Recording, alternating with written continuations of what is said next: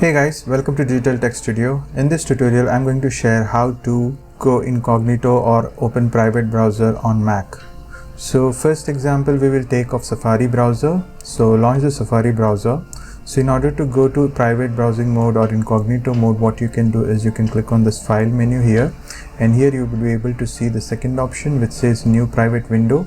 Just select that and it will open the private browsing. Similarly, you can also use the keyboard shortcut as I mentioned here, which is Shift Command N. So if you use that combination on your keyboard, Shift Command N, you would be able to see a new private browsing window is open.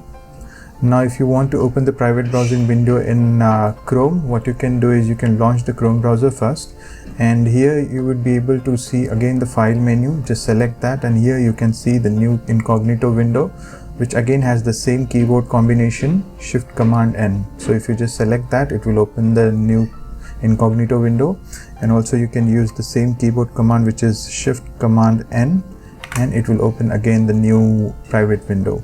So there is also this three-dot option where you can choose the new incognito window from here.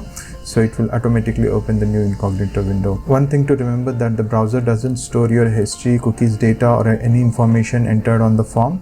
However, it might be visible to your website you're visiting, your employer, and also the internet service provider or ISP. So if you're aware of this caveat, then you can use the incognito mode without any issue and without leaving any traces locally on your browser. I hope you find this video helpful. Please hit the like button and subscribe if you haven't already. Thank you for watching. See you in the next one.